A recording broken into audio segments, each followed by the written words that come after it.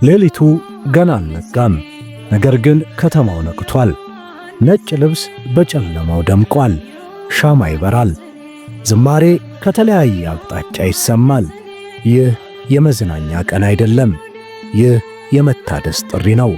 ጥምቀት የመጀመሪያና የእምነት ትእዛዝ። ይህ አንድ ከተማ የሚያከብረው በዓል አይደለም። ኢትዮጵያ ሙሉ በሙሉ የምትናገርበት ቀን ነው። ጥምቀት ኢትዮጵያ እምነቷን ከታሪክ ጋር አስቀምጣለች። ጥምቀት የክርስቶስ ጥምቀትን ብቻ አያስታውሰንም፣ የኢትዮጵያ መንፈሳዊ ጉዞንም ጭምር ይናገራል እንጂ። ኢትዮጵያ እምነቷን ከታሪክ ጋር አስቀምጣለች። ጥምቀት የክርስቶስ ጥምቀትን ብቻ አያስታውስም፣ የኢትዮጵያን መንፈሳዊ ጉዞንም ጭምር እንጂ። የምሳ ሰዓት አልፎ ፀሐይ ወደ ሰሜን ማዘግዘግ ጀምራለች። ከሩቅ ልጆቿን በፍቅር እንደምትጣራ እናት ቤተክርስቲያንም ደወሏን እያሰማች ልጆቿን ታቦቱ ከመንበሩ ተነስቷል ኑ አጅቡ ጥሪ ታሰማለች። ነጭ የለበሱ እናቶችና አባቶች ልጆቻቸውን ይዘው ታቦት ለማጀብ ወደ ደብራቸው ይጓዛሉ። ወጣቶችም በተለያዩ አልባሳት ደምቀው በዝማሬ ታጅበው ታቦት ለመሸኘት ቤተክርስቲያን በር ደርሰዋል። ለታቦታቱ ምንጣፍ በማንጠፍ የሚያገለግሉ የየአካባቢው ወጣቶችም ምንጣፋቸውን ማንጠፍ ጀምረዋል። ምዕመኑ በመዝሙሩ በዓሉን በማድመቅ ላይ ነው። ይህ ቀን ተራ ቀን አይደለም። ይህ ቀን የጥምቀት ከተራ ነው። ከተራ ማለት መንገድ መክፈት፣ ማስጀመር ማለት ነው።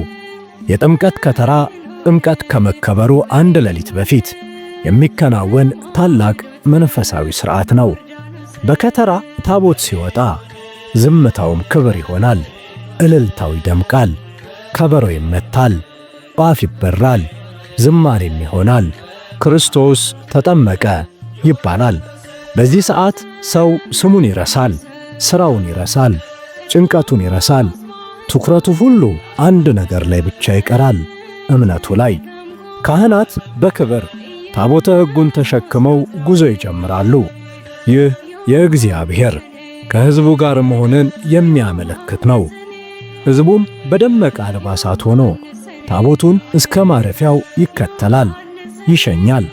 አንዳንዶች በአርምሞ፣ አንዳንዶች በምስጋና፣ አብዛኞቹ ደግሞ በመዝሙር ታቦተ ሕጉን ያጅባሉ። ከተራ የመንገድ ጉዞ ብቻ አይደለም፣ የልብ ጉዞ እንጂ። ከተራ ልባችንን ያዘጋጃል፣ ጥምቀት ደግሞ ያድሳል። ነጭ ልብስ ብቻ አይደለም የምንለብሰው፣ ንጹሕ ልብን ነው የምንለብሰው። የዚህ ቀን ጉዞው በእርጋታ ነው። ልብ ሐሴት እያደረገም ነው። ከተማ ወይም መንደር፣ መንገዱ ሁሉ አንድ ነው። እዚህ ላይ ሀብታምና ድሃ አይለዩም። ወጣትና ሽማግሌ አንድ ሆነዋል። ነጭ ልብስ ወይም በዓሉን የሚመጥኑ አልባሳትን ሁሉም እኩል ያደርጋል።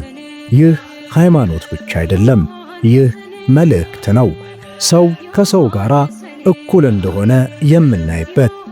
ጥምቀት ባህልን ከእምነት አይለይም። ዝማሬ መንፈስን ያነሳል፣ ከበሮውም የሕዝብ ልብ ድምፅ ነው። ጥምቀት ሃይማኖታዊ በዓል ነው፣ ሥርዓትም ያለው፣ ነገር ግን ከሃይማኖታዊ በዓልነትም ያለፈ ነው። ጥምቀት የኢትዮጵያ ኦርቶዶክስ ተዋሕዶ ማንነት ነው። ምዕመኑን ከትውልድ ወደ ትውልድ የሚያሸጋግር አንድ ድልድይ። ዛሬ ኢትዮጵያ ብዙ ፈተና አለባት። ጥምቀት ግን አንድ ነገርን ያስታውሳል፣ አንድነትን ይናገራል፣ መታደስን፣ መመለስን ይመሰክራል። ታቦታቱ በማረፊያቸው ዑደት ተደርጎ ያርፋሉ። በጸሎት፣ በትምህርት፣ በኪዳን ምሽቱ ሌሊቱ ያልፋል።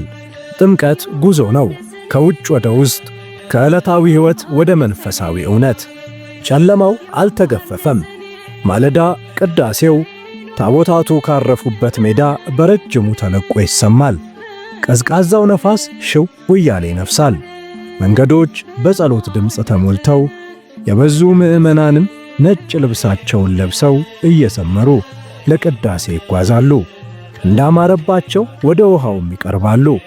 በቅዳሴ በጸሎት በመባረክ ውሃው ጸበል ሆኖ ለመረጨት እስኪበቃም ይጠብቃሉ። ይህ ቀን ተራ ቀን አይደለም። ኢየሱስ ክርስቶስን በማዕከለ ዮርዳኖስ መጠመቁን ለማሰብ እንጂ የጥምቀት ቀን ነው።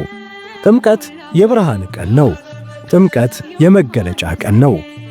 ኢየሱስ ክርስቶስ በዮርዳኖስ ወንዝ በዮሐንስ እጅ ሲጠመቅ ሰማይ ተከፍቶ መንፈስ ቅዱስ እንደ ርግብ ወረደ፣ የአብም ድምፅ ከሰማይ ተሰማ። ይህ ቀን እግዚአብሔር ራሱን ለዓለም የገለጠበት ቀን ነው። ካህናት ታቦታትን ካረፈበት በክብር ተሸክመው ይወጣሉ። መዝሙር ይሰማል፣ መስቀል ይታያል፣ ሕዝብ ይንበረከካል። ታቦት የኪዳን ምልክት ነው፣ የእግዚአብሔር መኖር ምልክት። ሕዝቡ በእምነት ይከተላል። ዓይኑ በታቦቱ ላይ፣ ልቡ ግን በጸሎት ውስጥ ከፈጣሪ መንበር። ሕፃናት በደስታ ይጮኻሉ፣ አዋቂዎች በጸሎት ይዘምራሉ። ካህናት ታቦታትን በክብር እንደተሸከሙ ወደ ውሃው ይጓዛሉ። ወደ ውሃው ሲደርሱም ዝምታ ይሆናል፣ ጸሎት ይቀድማል፣ ቡራኬ ይወርዳል፣ ውሃው ይባረካል። ውሃው ሲባረክ ሁሉም በአርምሞ ይመለከታል። ሰዎች ወደ ውሃ ይወርዳሉ። ነገር ግን ይህ ውሃ ብቻ አይደለም፣ ከውሃ በላይ ነው። ልባችን ከውሃው ጋር ይታደሳል። ውሃ ሰውነትን ያጥባል፣ ጥምቀት ግን ልብን ያጥባል። መንፈሳዊ ማንነታችን በልባችን በኩል ይጠይቃል። ይቅር ብለሃል፣ ንጹሕ ልብ አለህ፣ ንስሐ ገብተሃል፣ መንገድህ እንዲያምር የፈጣሪ ሆነሃል ይለናል። ሕዝቡም በእምነት ይረጫል። ይህ ጸበል የንጽሕና መጀመሪያ ምልክት ነው። አዋቂዎች በጥልቅ ሐሳብ ይጸልያሉ። ይህ በዓል ባህል ብቻ አይደለም፣ የእምነት ትምህርት ነው። ጥምቀት የማንነት መርሃ ግብር ነው። ትውልድን ከትውልድ ያገናኛል፣ እምነትንም ከሕይወት ጋር ያገናኛል። ለትውልድ የሚተላለፍ መልእክትም የያዘ እንጂ እኛ ራሳችንም እንደገና ሕይወትን የምናስጀምርበት ቀንም ጭምር ነው። ዛሬን ንጹሕ ልብን እንምረት። ዘመኑ ተቀይሯል፣ ነገር ግን መልእክቱ አልተቀየረም። ዛሬም ሰው ተስፋ ይፈልጋል። ጥምቀት ያንን ተስፋ ያስታውሳል። ጥምቀት ሲመጣ ውሃ ብቻ አንነካም፣ ልባችንን እንመረምራለን፣ እንታጠባለን፣ እንታደሳለን፣ እንደገናም እንጀምራለን። ጥምቀት በኢትዮጵያ የቀን በዓል አይደለም፣ የሕዝብ ነፍስ ነው። ውሃ እንነካለን፣ ልባችንን እናነጻለን፣ እንደ ኢትዮጵያውያንም እንደገና እንቆማለን። ጥምቀት በውጭ ክንውን ብቻ አይታሰብም፣ በሥጋ መረጨትም ብቻ አይደለም። በውስጣችን ከፈጣሪ ጋር ያለንን መልካም ልጅነት የምናይበት የምንታደስበት ቀንም ጭምር ነው። ፍቅርን መርጠን ንጽሕናን መጀመር ነው ጥምቀት። የሕይወት መታደስ ነው ጥምቀት። እኛም ስንጠመቅ ስንጸበል እንደ አዲስ ሰዎች ራሳችንን አዘጋጅተን በአካል በነፍስ ለመታደስ በርትተን ይሁን እንላለን። ራሳችንን ለፈጣሪ የምንሰጥበት፣ በፍቅር ከፍ የምንልበት፣ በክብር የምንታደስበት የጥምቀት በዓል ይሁንልን።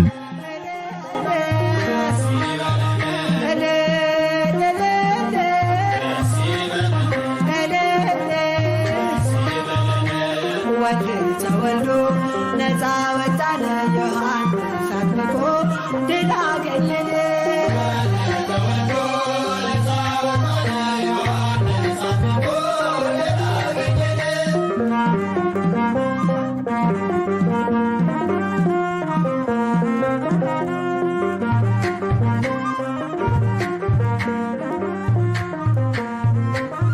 ይናገር እስኪ ዳዊት ይናገር እስኪ ዳዊት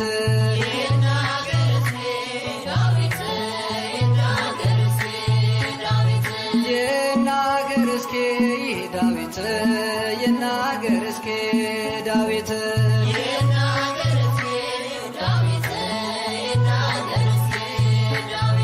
ጽዮንን ክበቧ ሲል የሚያምርበት